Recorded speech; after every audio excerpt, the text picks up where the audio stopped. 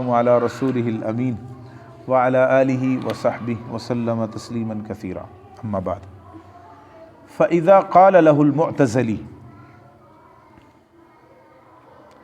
اچھا، اب اگلا مرحلہ امام ابن تیمیہ رحمۃ اللہ علیہ گھر تک پہنچا رہے ہیں اشاعرہ کو. ایک محاورہ بولا جاتا ہے نا گھر تک، کہ جب تم 7 صفات کو مانتے ہو، قبول کرتے ہو اور باقی کا انکار کرتے ہو.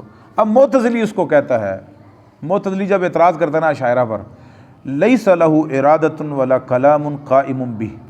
جن 7 صفات کو تم مانتے ہو اللہ کا نہ کوئی ارادہ ہے نہ ہی کلام ہے، اللہ تعالیٰ کا کلام بھی نہیں کرتا نہ جو قائم اس کے. لأن هذه الصفات لا تقوم الا بالمخلوقات. معتزلی کہتا ہے جو ساری صفات کا انکار کرتا ہے کہ اللہ تعالیٰ کی کوئی صفت نہیں ہے، نہ کلام ہے نہ ہی ارادہ ہے، یہ تو مخلوق کا صفت ہے. فإنه يبين للمعتزلی ان هذه الصفات يتصف بها القدیم. تو اب اشعری جو ہے وہ معتزلی کو جواب دیتا ہے، کہتے ہیں نہیں، ارادہ اور کلام یہ اللہ سبحانہ و تعالیٰ کی صفت قدیم ہے، صفت قدیم. اب میں نے آپ کو بتایا قدیم جو ہے وہ اللہ سبحانہ و تعالیٰ کے لیے بولنا دقیق نہیں ہے اور نہ ہی امام نے، لیکن تنزلاً کا مطلب یہ ہوتا ہے کہ خصم کے مقابلے میں آ کر بات کرنا. جو وہ لفظ بول رہا ہے انہی کے الفاظ میں بولنا.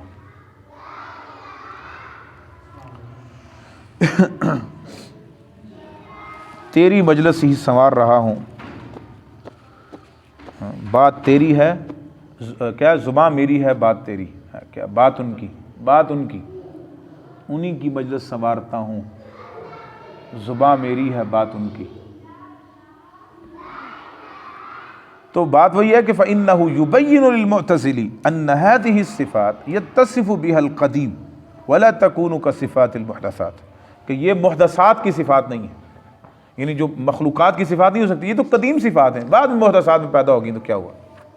وهكذا يقول له المثبتون لسائر الصفات. یہی بات اہل السنہ جو ساری صفات کو قبول کرنے والے ہیں وہ بھی کہتے ہیں، من المحبت والرضا ونحو ذلک، کہ اہل السنہ جو ساری صفات کو قبول کرنے، وہ اشاعرہ کو یہی کہتے ہیں کہ بھائی اللہ سبحانہ و تعالیٰ کی ساتھ ساری صفات متصف ہے اللہ سبحانہ و تعالیٰ بھی. جیسے ارادہ اور کلام صفات قدیمہ ہیں تو محبت اور رضا بھی صفات قدیمہ ہے. جی. فإن قال، اگر وہ اشعری کہے، بعض کہتے ہیں نسخوں میں معتزلی کا لفظ ہے قال المعتزلی، لیکن معتزلی یہاں ہونا درست نہیں ہے، یہاں مراد اشعری ہے. تلک الصفات اثبتها بالعقل. اصل میں جو 7 صفات اشاعرہ مانتے ہیں وہ کیوں مانتے ہیں؟ وہ عقل کی بنیاد پر مانتے ہیں. انشاءاللہ اس پر بات ہوگی. آپ میں سے کوئی اذان کے اس کو بند کریں. فإن قال تلک الصفات اثبتها بالعقل، یہاں مراد اشعری ہے. کہتے ہیں اشعری اگر یہ کہے کہ یہ جو ہے یہ جو صفات ہیں میں عقل سے ان کو ثابت کرتا ہوں. اچھا یاد رکھیں یہ جو اشاعرہ 7 صفات کے قائل ہیں وہ 7 صفات کو اس لیے قائل نہیں کہ وہ نصوص سے متاثر ہو کر انہوں نے ان 7 صفات کے قائل ہوئے، بلکہ وہ کہتے ہیں کہ عقل ان کا تقاضا کرتی ہے اور باقی صفات کا عقل انکار کرتی ہے، لہٰذا ہم 7 کا اقرار کرتے ہیں اور باقی کا انکار کرتے ہیں.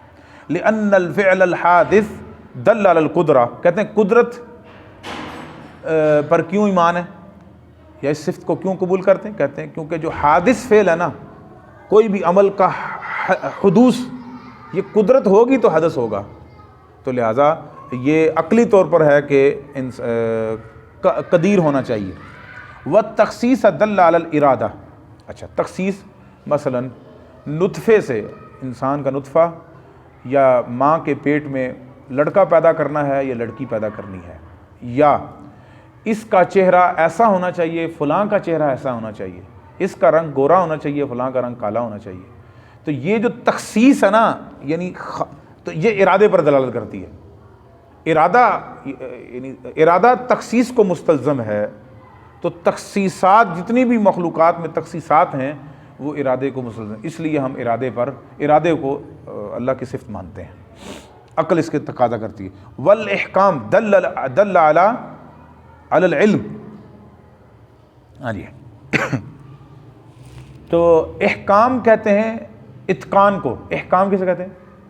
جیسے نا ربی حبلی حکمن والحقنی بالصالحین، حکم، اتقان، قوت فیصلہ، درست، جیسے قرآن وجعلنا السماء سقفا محفوظا، ایک مضبوط چھت بنایا. تو یہ جو اتقان ہے نا، یہ علم پر دلالت. آپ دیکھیں کہ اینٹیں کھڑی کرنے کو، یہ دیوار اینٹیں کھڑی کرنے کو کوئی بھی کھڑی کر دے، لیکن ایک اینٹ ایسے ہونی چاہیے، دوسری اس کے اوپر آنی چاہیے. پھر آپ دیکھتے ہیں کہ آپ نے کبھی مستریوں کو دیوار چڑھاتے ہوئے دیکھا ہوگا، جب تھوڑی سی اوپر چڑھتی ہے تو وہ ایک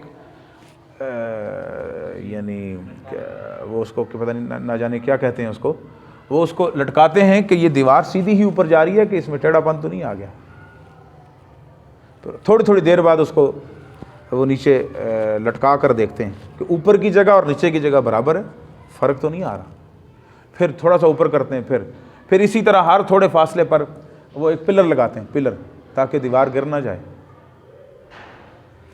حتیٰ کہ اگر 4 انچی کی بھی دیوار لگا رہے ہیں تو درمیان میں 9 انچی کا وہ پلر دیتے ہیں تاکہ دیوار گرے نہ. تو یہ فہم پر دلالت کرتا ہے، ورنہ اینٹوں کے اوپر اینٹیں رکھتے جائیں تو چاڑی تو جائیں گی نہ کچھ اوپر. علم پر دلالت کرتا ہے. یہ کس پر؟ احکام، یعنی اتقان علم پر دلالت کرتا ہے. وَهَذِهِ الصِّفَاتُ مُسْتَلْزَمَةٌ لِلْحَيَاةِ، اور یہ ساری صفات حی کو مستلزم ہے، تو اس لیے صفت حی بھی ہم مانتے ہیں.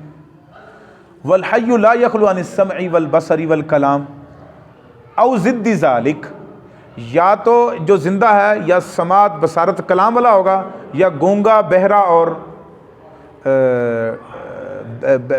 گونگا اور نابینا ہوگا. تو گونگا بہرا نابینا ہونا اللہ کے لیے لائق نہیں ہے، عقل اس کا تقاضا نہیں کرتی. تو زندہ میں جو ہے وہ یہ 3 صفات ہوتی ہیں، لہذا یہ 3 صفات، تو یہ ٹوٹل 7 صفات ہوگی: قدرت، ارادہ، علم، حیات، اور حیات کے ساتھ ساتھ یہ 3 آگے صفات. سمجھ آئی میری بات؟ تو یہ عقل اس کا تقاضا کرتی ہے، اس لیے ہم ان صفات کو مانتے ہیں. کہتے ہیں قال له سائر اہل الاثبات لک جوابان، جو بھی اللہ سبحانہ و تعالیٰ کی صفات کے مثبت ہیں، مثبتون ہیں، وہ کیا ہے؟ اس کے 2 جواب دیتے ہیں. نمبر 1 ان یقال عدم الدلیل المعین لا یستلزم عدم المدلول المعین. سمجھے بات بیٹا؟ ایک چیز کو ثابت کرنے کے لیے اگر 4 سے 5 دلائل ہیں، 5 دلائل ہیں مثلا، اور آپ نے دلیلیں ڈھونڈنا شروع کی اور آپ کو ایک دلیل نہیں ملی، اور آپ کہیں کہ یہ بات ہی ٹھیک نہیں ہے. مثلا ایک چیز حرام ہے 4 دلائل سے، 5 دلائل سے، اور آپ کو ایک دلیل نہیں میسر آ سکی، نہیں مل سکی، آپ کیا کہیں؟ مباح ہے.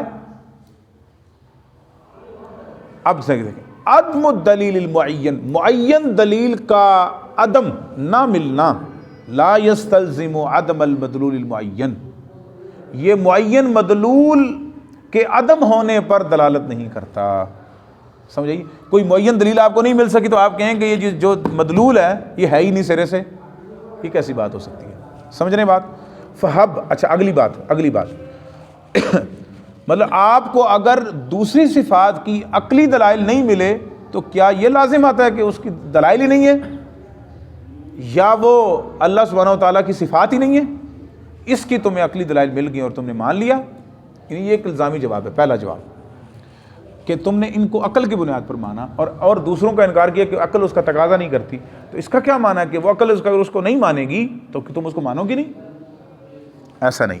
فہب انما سلکتہ من الدلیل العقلی لا یثبت ذلک، کہتے ہیں جس راستے پر، جو دلیل عقلی کے راستے پر تم چلے ہو نا، وہ ایسے نہ ہی ثابت ہوتا فإنہ لا ینفیہ، اگر وہ ثابت نہیں ہو رہا تو نفی بھی نہیں ہو رہی ان کی.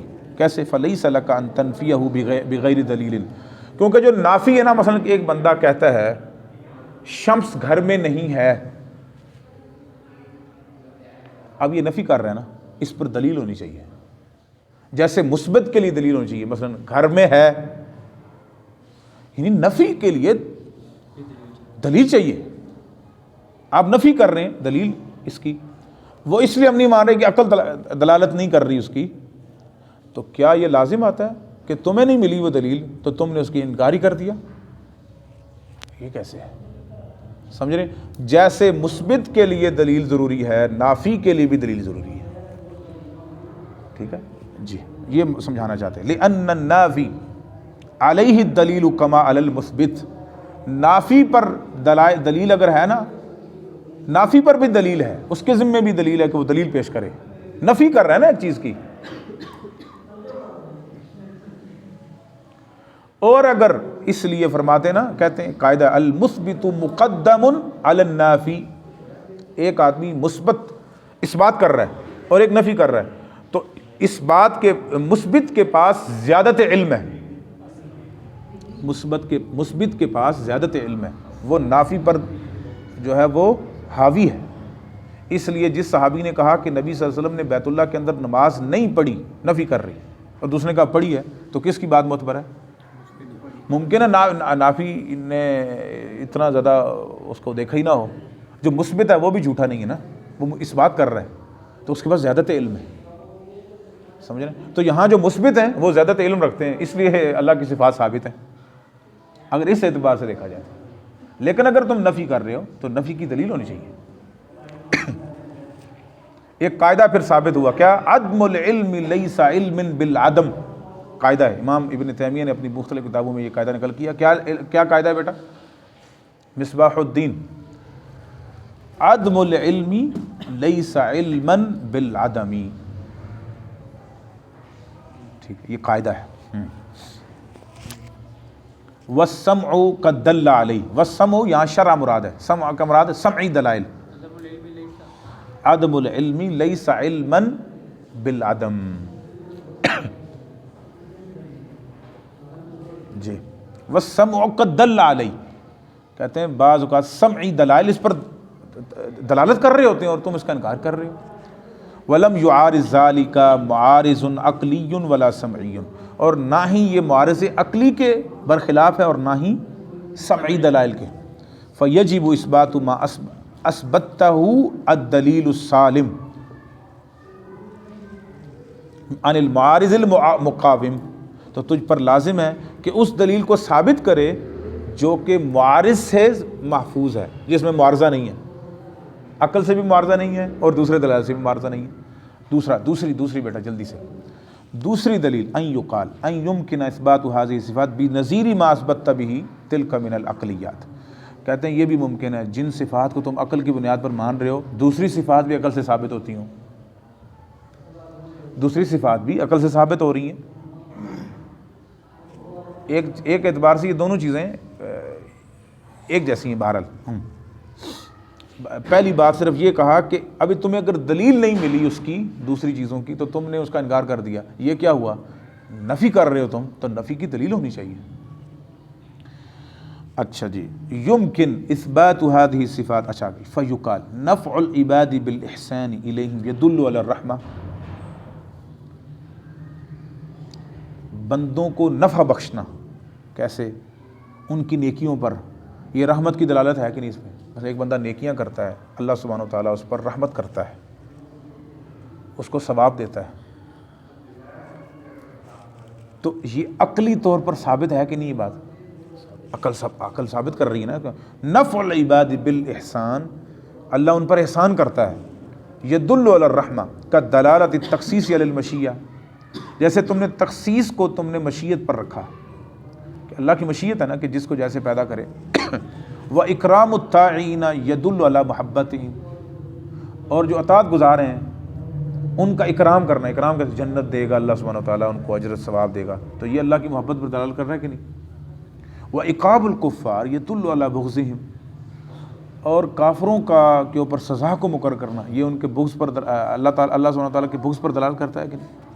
کما قد ثبت بالشہادۃ والخبر من اکرام اولیائہ و عقاب اعدائہ، کہتے ہیں یہ شہادت اور خبر سے ثابت ہے کہ اللہ تعالیٰ اپنے بندوں کی جو اولیاء ہیں، اللہ کے محبوب ہیں، ان کا اکرام کرتا ہے اور اپنے دشمنوں کی پکڑ کرتا ہے۔ والغایات الموجودہ فی مفعولاتہ و معموراتہ، انشاءاللہ یہاں سے آگے پڑھیں گے، یہ اسی سے متعلق ہے۔ پھر اگلی بات معتزلہ جو اللہ تعالیٰ کے اسماء کو اقرار کرتے ہیں لیکن اللہ کی صفات کا انکار کرتے ہیں، انشاءاللہ اس پر بات ہوگی۔ سبحانک اللہ۔